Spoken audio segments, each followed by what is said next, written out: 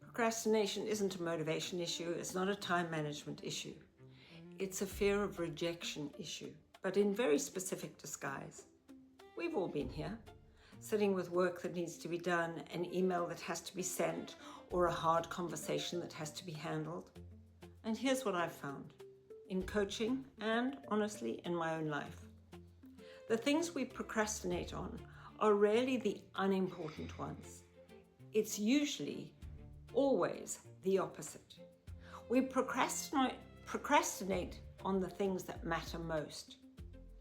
The step we haven't taken in a direction that we actually care about. And we tell ourselves we're lazy or we're not ready or we're waiting for the right moment. But usually we're protecting ourselves from something.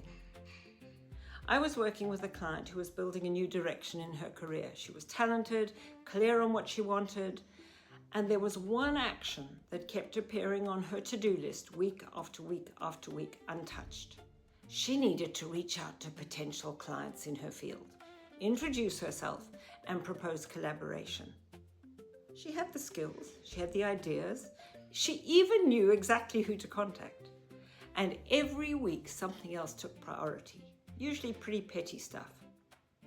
When we stopped trying to fix the procrastination and we looked underneath it to look at what was the source of that procrastination, we found something quite interesting, something much more honest.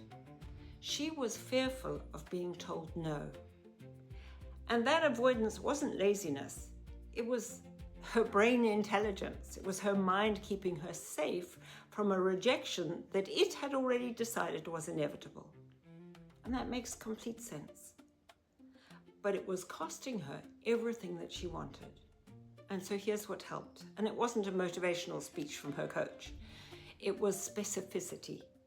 She stopped saying, reach out to clients, because that was too big, too exposed. We agreed that she would contact one client this week, one email, and reference one specific idea. That was the whole commitment, one, this week.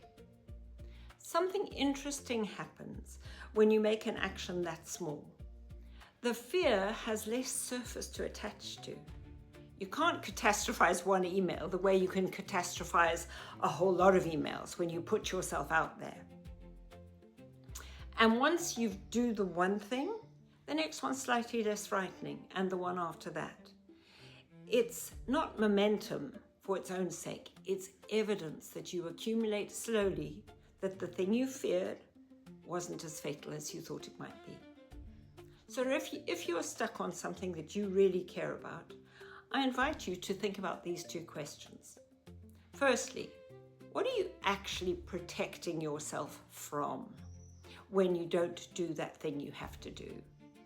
And what is one small action that you could choose to take this week that would help you feel as if you were moving forward and lose that sense, that very negative sense of procrastination? Do yourself a favor. Make it easy.